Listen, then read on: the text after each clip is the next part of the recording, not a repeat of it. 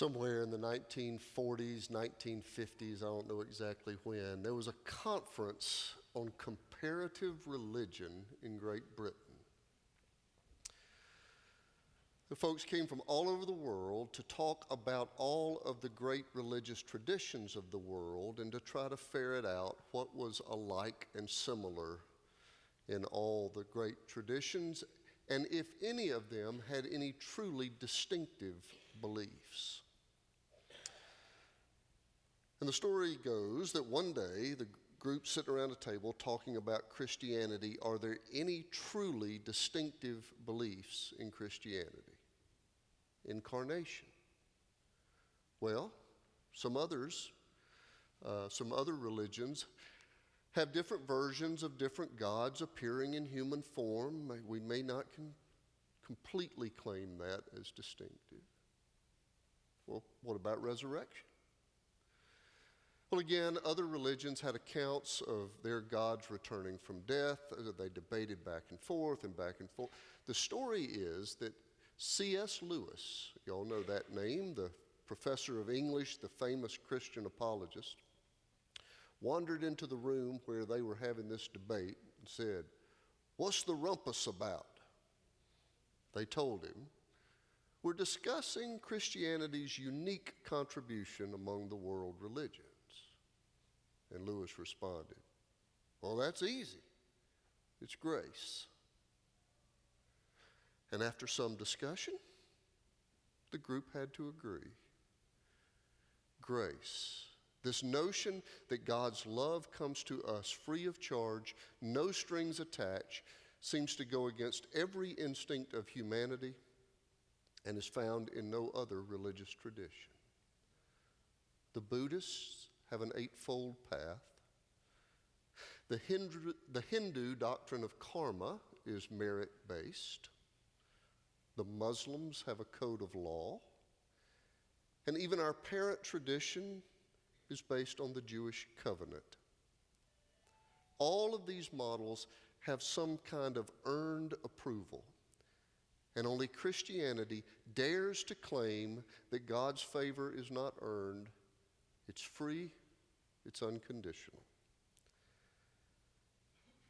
And that's hard for us to get our head around.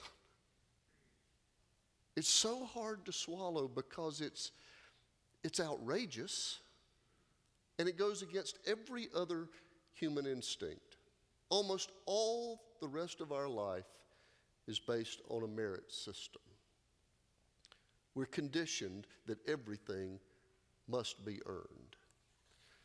Like most of you, I've been watching the Winter Olympics at night with my jaw open. It's just fascinating what they can do. But part of the purity of those games is that it is so free from bias, politic, or spin, it celebrates the best. You have to earn it. It doesn't matter what country you represent. If you fall in the half pipe 3 times in a row, you don't get a medal. Can't happen. Most of our systems are set up to not be grace-filled. And it's right that it shouldn't be that way. You earn your promotion or you don't. You earn the sentence that was handed down or you don't. You earn the win because your team scored more goals. And because most of our life is set up on systems of earned merit, it makes grace so hard to get through. And yet it's not only the distinctive of our Christian tradition, but being a bearer of grace at the center of Jesus' mission. And the pronouncement is here in the first chapter of John's Gospel. My high school English teacher, Beverly Cole, taught us when I was in the 11th grade the Aristotelian essay form, and it has saved my life ever since. I've learned since that some modification of Aristotle's essay form is the basis for every academic paper I ever wrote. You know the model. First you say it, what you're going to say, then you say it, then you close by saying what you just said that you were going to say, right? So the first paragraph ends, so a healthy lifestyle involves getting plenty of sleep, regular cardiovascular exercise, and a healthy diet. Next paragraph, sleep. Next paragraph, exercise. Next paragraph, diet. And then the final paragraph, it wraps it all together and you say it again, right? Well, as you know, Aristotle also had a great impact on Greek thought. And so if we read today's scripture with that in mind, the opening of John's gospel might be a summary of the themes that John is going to explore throughout the gospel. We're going to be exploring them in the next couple of months, and might also be the themes of the ministry of Jesus. John begins with a sentence that's just crammed with reference and allusion. You probably picked up, it begins like Genesis, in the beginning. So there's this kind of hint that there is a new beginning. And then draws in the word logos. We translate word. The rational principle or power that's the glue of the universe. In the beginning was the Word. The Word was with God, the Word was God. And then the writer starts outlining the themes. In him was life. The light shines in the darkness. The Word became flesh. Grace and truth, grace upon grace, grace and truth. I think the gospel writer is trying to tell us that grace is part of the mission statement of Jesus. What could be more important to the life of faith or harder to claim than God's radical, unearned love? In the beginning was the Word, and the Word became flesh, and from his fullness we have all received grace upon grace. Try to get your head around that. Grace. It is so big, so beautiful. Grace is the unearned love of God. You are full heir to the promise. You are a beloved child of the eternal God, and there is nothing you can do to earn more of it, and there is nothing you can do to unearn your portion of it. You are beloved. It's just so hard to grasp. My friend Julie Pennington Russell is now pastor of First Baptist Church, Washington, D.C., but for many years she was here in Atlanta. She was pastor of First Baptist Church, Decatur. And as you can imagine, there were a lot of Emory University students who would worship there. And one Monday morning, she got an email from an Emory student. She had just preached that Sunday on grace, and an angry student emailed her Monday morning. Very bothered about pastor's message today. So if we are sinners, do acts of evil, renounce God, disgrace his name, and reject his preachings, we will still receive his gift? Our religion allows us to grow closer to God and be worthy of his blessings. Well, that student is sincere, but wrong. What makes Amazing Grace so amazing is that you can't be worthy of it. And you can't be unworthy enough to be excluded. I understand the student's difficulty. Grace can be such a hard gift to receive. At the same time, we can't believe it's possible to be loved without earning it, and at the same time, so desperate for it to be true.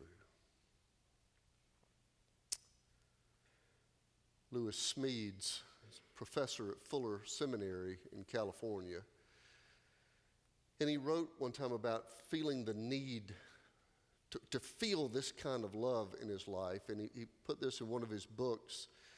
The book is about shame and grace, and it's not cleverly titled. Its title is Shame and Grace. think he could be a little more clever than that. But anyway, he says in the book that his problem about accepting grace was not guilt. He said that for him, and I'm quoting now, guilt was not my problem as I felt it. What I felt most was a glob of unworthiness that I could not tie down to any concrete sins I was guilty of.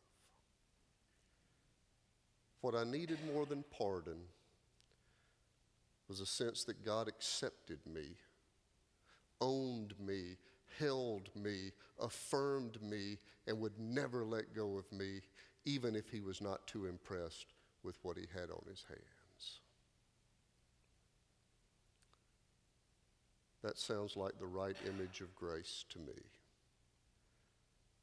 Accepted, held, affirmed, never let go. And so the gospel writer in the first chapter of John says, "And the Word became flesh and lived among us, and we have seen his glory, the glory as of a Father's only Son, full of grace and truth. From fullness we have all received grace upon grace." And Jesus, lived out this thesis statement. Jesus, in his earthly living, showed us what grace looks like day to day. Everybody was a person of worth. Let the little children come to me. Well, they don't count for much in our culture. Well, I don't care. They count to me. Woman caught in adultery. And Jesus said, "Neither do I condemn you. Go and sin no more. You are a child of God, full heir to the inheritance." To Zacchaeus, the hated tax collector, Jesus says, "Zacchaeus, hurry, come down. I must stay at your house today."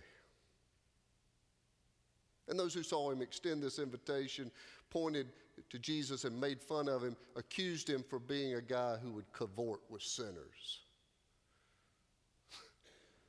But Jesus doesn't love based on merit. Jesus does not just favor the favorites. He does not just love the lovely. We are owned, accepted, held, affirmed, and never let go because of who Jesus is, not because of who we are.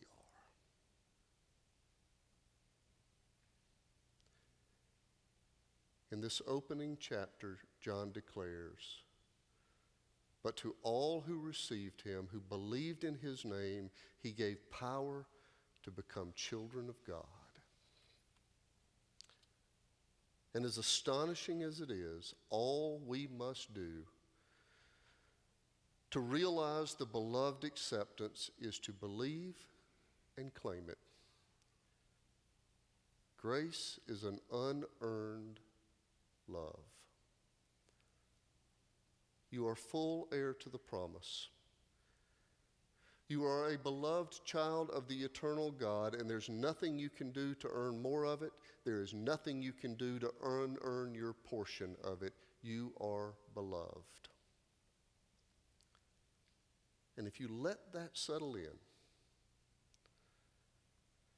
how much fear and preening would melt away if we could ever really, down to our toes, believe the truth of that.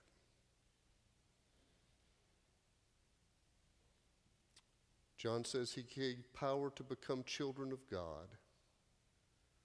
What would it feel like to be reconciled and accepted as a child of the King?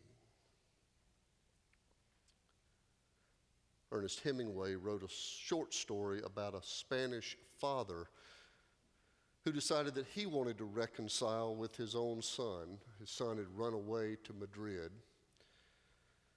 And his father was now remorseful, and his dad took out an ad in the newspaper, El Liberal, in the long shot hope that his son would see the ad in the paper and respond. And so the dad wrote this short ad in the paper. Paco, meet me at Hotel Montana, noon Tuesday. All is forgiven, Papa. Well, of course, Paco is a common name in Spain. So when that dad went to the square, he found mounted police trying to keep order because 800 men named Paco had gathered, waiting, hoping to see their father.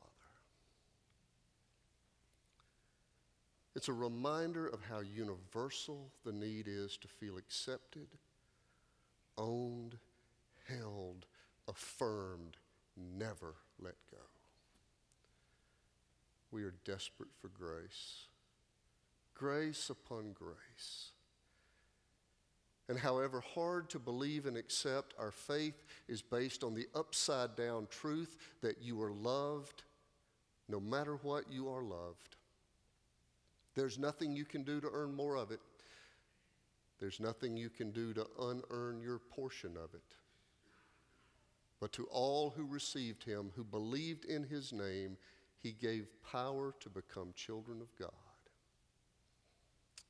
And if it's a gift you want to claim today, I'll be down front to help you claim it and celebrate it among us. If today is the day you feel inclined to join this church and our mission to tell this story of God's love to the city of Atlanta, we will celebrate that too. However you feel led to respond during this hymn, I hope you will. Let's stand and sing.